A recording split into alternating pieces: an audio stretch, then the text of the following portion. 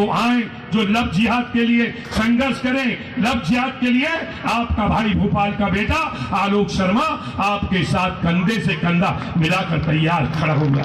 हम आए, एक आवाज दें। एक लड़की के साथ अगर कोई पकड़ाता है, कोई चाहे रईस मियां हो चाहे छोटे मियां हो, आप आइए तो मैं एक डाल देता हूं। जिंदगी के अंदर हिंदू समाज की बेटी का धर्मांतरण करना भूल जाएगा।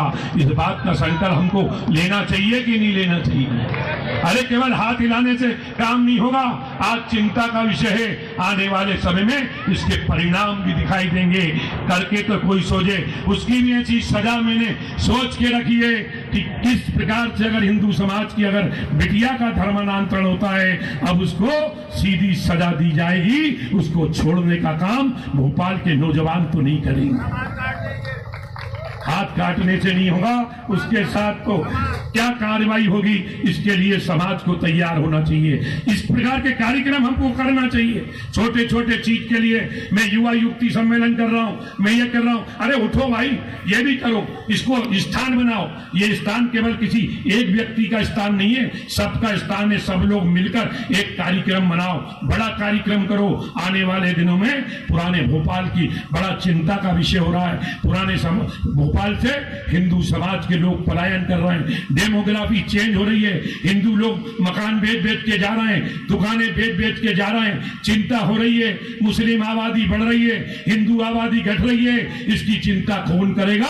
इसकी चिंता आप हमको करना पड़ेगी। केवल आलोचना से कुछ नहीं होगा। करो, कितनी आलोचना कर रहे हो 25 साल से? क्या कर लोगे आलोचना करके?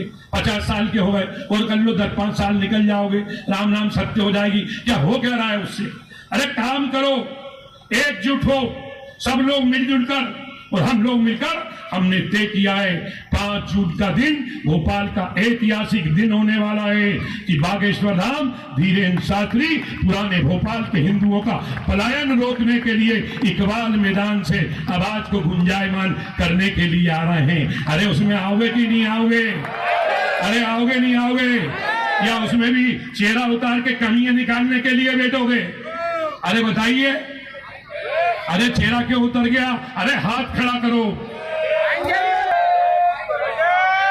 क्योंकि इस भोपाल के बेटे का भी और दाढ़ियों से मुकाबला करने के लिए हुआ है। हम छोड़ने वाले नहीं हैं। कौन लोग ये योजनाबद्ध तरीके से हिंदुओं को प्रताड़ित करते हैं, हिंदुओं के ऊपर तलवार चलाते हैं, हिंदुओं के ऊपर मांस के टुकड़े फेंकते हैं, किस प्रकार से उनकी गाड़ी की टक्कर मारते हैं। मैं पूरे के पूरे आंकड़े जुटा रहा हूं। भाई साहब यहाँ पे बैठे हैं, राजेंद्र शर्मा जी भाई साहब, पचौरी जी भाई साहब, आपका आशीर्वाद चाहिए। आप इस भोपाल के क्रांतिकारी नेता रहे हैं, आपका आशीर्वाद हमको चाहिए। कैसे पुराने भोपाल से पलायन होगा? आज कोई फिदा के अंदर हम 80% थे, 20% बचे। ईदगाह हिल खाली हो रहा है।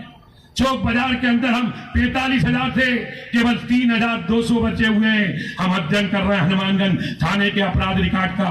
मीडिया आता ही नहीं है, मीडिया तो टीटी नगर के नीचे जाता ही नहीं है, अधिकारी आते ही नहीं है। केवल हमारा समाज आज से सुधार करे।